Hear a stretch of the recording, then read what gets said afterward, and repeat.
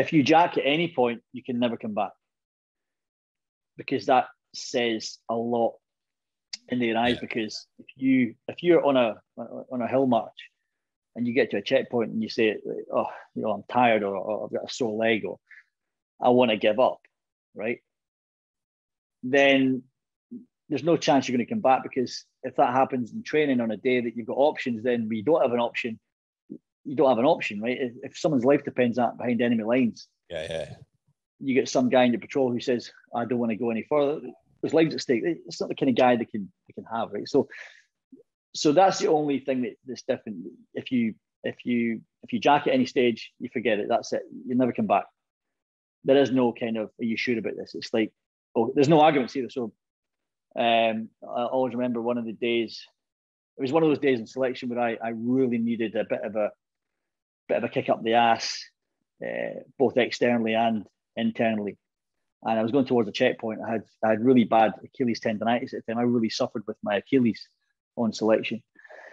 And I was going towards this checkpoint in a place called Elan Valley. Those who know Elan Valley know how shit the terrain is. It's just like these little baby head things, the little grass tufts. Yeah. Fucking everywhere, right? And when your feet are covered in blisters, your fucking ankles are so. I mean, I had really, really bad Achilles tendonitis. It was excruciating. And I was going towards this checkpoint, and I knew that I was behind time. Going by my time distance speed on the route and by my watch and stuff, I was like, shit, I'm like half an hour behind on the timing that I need to make to get in on time for this march. And on test week, I mean, at the end of the hills phase in selection, there's test week, right? So test week is like 6 back-to-back marches, each one increasing in distance. And the final march is called endurance, which is like 65 kilometers over the Brecon Beacons. And it's all on your own. So this one particular march was about, 30 Ks or something like that.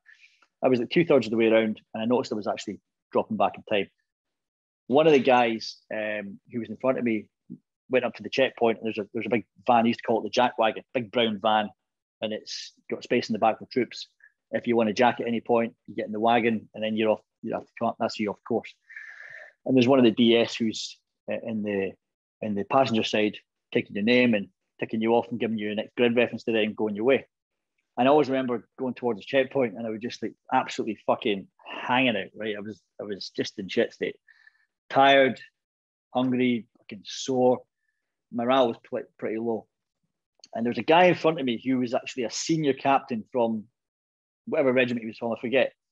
But he was one of the guys who, on the very first day of selection, I had looked at and thought and felt intimidated. You know, when you ever been to a bodybuilding competition or any competitor, powerlifting meet, it doesn't matter where you go. If you're up against someone else, or there's someone as a comparison to you, you always have that comparison syndrome in your mind going, am I good enough? And that you're riddled with self-doubt and shit like that. And you just kind of get in your own head, don't you? Well, on day one of selection, and you're sat in the cookhouse at Sennybridge Camp, and there's like, 250 people there. And the pass rate is like stupidly low, right? There's like 12 to 18 people on average, I think it is, that will make the whole course and badge at the end of the course. So when I turned up on this day, and I'm surrounded by all these older, more experienced soldiers, I'm saying to myself, fucking, what am I doing here? I'm just this like little junior NCO from the Royal Highland Fusiliers, a little Fort William tutor who is way out of his fucking depth, right? I'm just looking around and feeling stupidly intimidated by everybody around me. And this guy, anyway, he was one of the guys who was like one of the senior, biggest, he was a big lad. He just looked like he had a lot about him. And I always remember looking at him on day one going, fuck me, that's the caliber that after, then I'm fucked, right? Yeah. And then this checkpoint, then going forward in time, he was in front of me at this checkpoint. And it's weird how your mind works out, because sometimes the most simplest of things, it can be something, just listen to something, an auditory message, it could be something you see, it could be anything. It can just change your biochemistry within a split second. And he was at a checkpoint and he said, gave his name, and he says VW, which stands for voluntary withdrawal, which means, you want to give up, basically. So I'm questioning myself at this point, going, fucking hell, am I fit? Am I going to do this? Am I behind time? I'm going to fail, all these things. And as soon as he said VW staff, and the guy who was a DS at the time, a guy called Robbie, who I've got phenomenal amounts of respect for, he was like the chief instructor in the course, another Scottish guy. and he was all for the jock. He was like trying to, you know, cheer the jocks on, get him to pass, because there wasn't a lot of jocks passing. He's like, we need jocks in the ring. So this guy, he says, like, get in the back of the wagon.